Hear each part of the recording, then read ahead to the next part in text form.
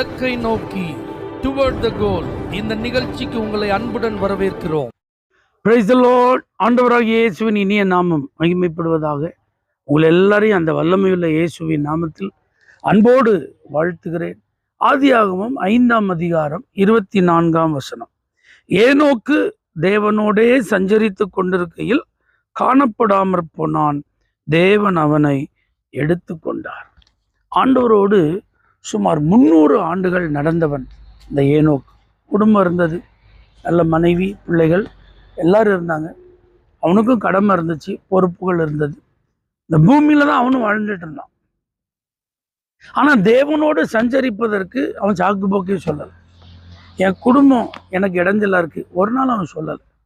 என் பிள்ளைகள் தேவனை நான் தேடுறதுக்கு தடையா இருக்காங்க அப்படின்ற மாதிரி அவன் வாழ்க்கையில எதுவுமே இல்லை.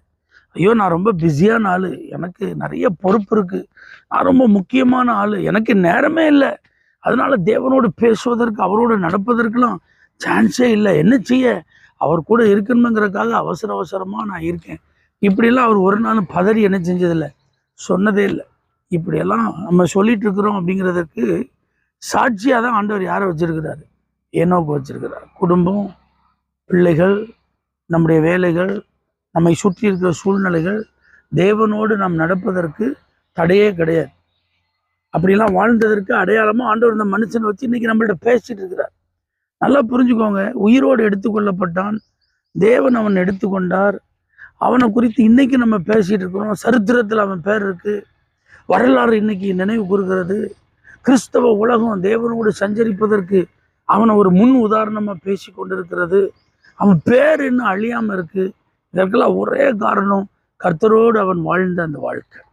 சரித்திரத்தில் இடம் பிடிக்கணுமா, தலைமுறைகள் உங்களை நினைவு கூறணுமா, வரலாறு உங்கள் வாழ்க்கையை திரும்பி பார்க்கணுமா, கிறிஸ்தவர்களுக்கு நீங்கள் ஒரு நல்ல முன் உதாரணமாக இருக்கணுமா, நீ ஏதோ அரிய பெரிய சாதனையெல்லாம் செஞ்சாதான் அப்படிலாம் வாய்ப்பு, அப்படி இல்லவே இல்லை. நல்ல ஜெபம் பண்ணுறவங்களா இருந்தால் போதும், மணிக்கணக்காக தேவனோடு சஞ்சரிக்கிறவங்களா இருந்தால் போதும், ஆண்டுடைய சமூகத்தில் அமர்ந்திருந்து அவரோடு கூட நீங்கள் அவருடைய பிரசன்னத்தில் நேரம் செலவிடுறவங்களா இருந்தால் போதும், உங்களை ஆண்டவர் எல்லாருக்கும் ஆசீர்வாதமாக உதாரணமாக மாற்றுவார். வேதத்தில் இன்னொரு எண்ணுக்கு இருக்கான், காயினுக்கு பிறந்த மகன். காயின் அவன் பேரை அழியக்கூடாது அப்படிங்கிறதுக்காக அவன் பேரில் ஒரு பட்டணத்தையே கட்டி அந்த பட்டணத்துக்கு ஏனோக்குங்கிற பேரை வச்சுட்டான். அப்போ அந்த தலைமுறைகள் கடந்து போனாலும் தன் பிள்ளை பேர் நிலைக்கணும்னு. ஆனால் யாருக்காவது காயினுக்கு ஏனோக்குன்னு ஒரு பையன் இருந்தான், அவன் பேரில் ஒரு பட்டணம் இருந்தது அப்படின்னு சொல்லி இன்னைக்கு நினைவு கூறுறாங்களா? நீங்கள் யோசிச்சு பாருங்க. அதை குறித்து யாராவது பேசுகிறாங்களா? யோசிச்சு பாருங்க. தங்களுடைய பெயரை நிலைநாட்டுவதற்காக மனிதர்கள் எடுக்கிற எல்லா முயற்சிகளும் இப்படி தான் முடிஞ்சு போயிடும், தோல்வியில் போயிடும், அழிஞ்சு போயிடும், எண்ணப்படாமல் போயிடும், அதெல்லாம் மறைஞ்சு போயிடும். ஆனால் ஆண்டவரோடு ஒரு நல்ல நெருக்கமான உறவில் அவரோடு கூட சஞ்சரிக்கிற ஒரு ஏனோக்கை போல நாம் வாழ்ந்து கொண்டே இருப்போமானா நம்மை குறித்து ஒரு அடையாளம் இருக்கும். இவர்கள் ஜெபிப்பவர்கள், மணிக்கணக்கா தேவனுடைய பாதத்தில் அமர்ந்திருக்கிறவர்கள், ஆண்டவரோடு இவர்கள் நெருக்கமான உறவிலேயே வாழ்ந்தவர்கள். இப்படிப்பட்ட ஒரு அனுபவத்தை தான் கர்த்தர் உங்களிடத்திலும் என்னிடத்தில் எதிர்பார்க்கிறார். நம்மை குறித்து அவங்க ரொம்ப அழகானவங்க, அறிவுள்ளவங்க, திறமையானவங்க, ரொம்ப அனுபவம் உள்ளவங்க, மற்றவங்களெல்லாம் ஒப்பிட்டு பார்க்கும்போது அவங்களாம் சூப்பர், இப்படி சொல்கிறதெல்லாம் வேண்டாங்க. அவங்க நல்ல ஜெபம் பண்ணுறவங்க, தேவனுக்கு நெருக்கமானவர்கள், தேவனுடைய சமூகத்திலேயே வாழ்ந்து தங்களுடைய காலத்தை கழித்தவர்கள்.